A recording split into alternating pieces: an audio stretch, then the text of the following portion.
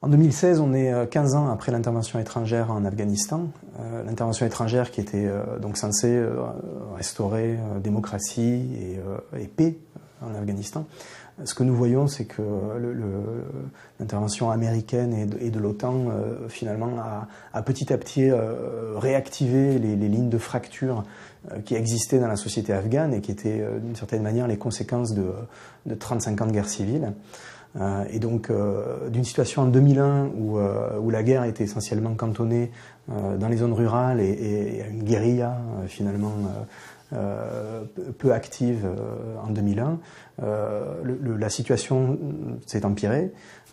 et depuis la fin 2014, donc le départ des 140 000 troupes internationales pour arriver à un nombre qui est à peu près de 12 000 troupes internationales, on voit que l'opposition armée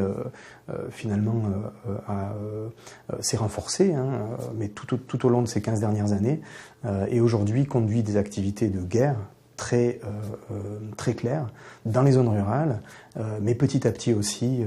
dans les zones urbaines, avec un phénomène d'encerclement de plusieurs capitales provinciales en Afghanistan et aussi un contrôle de territoire que certains décrivent comme pouvant aller jusqu'à 30% du territoire afghan qui serait contrôlé par l'opposition armée. Donc les conséquences pour la population, c'est que les gens fuient les zones rurales et essaient soit de se rassembler dans les villes qui offrent un peu plus de sécurité et d'accès aux services de base dont les Afghans ont besoin, donc l'accès à l'eau, à l'électricité, à la santé, à l'éducation. Et aussi, on voit un phénomène migratoire très important d'Afghans qui fuient le pays parce que tout leur futur est mis en danger par cette guerre qui dit pas son nom aujourd'hui. Donc la migration vers l'Europe, vers les États-Unis, l'Australie,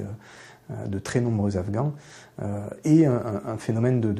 finalement de refus de la communauté internationale qui n'accepte pas finalement la réalité de la guerre aujourd'hui en Afghanistan et qui dit aux Afghans non, vous devez rentrer chez vous parce que ça fait 15 ans qu'on a rétabli un état de droit, une démocratie.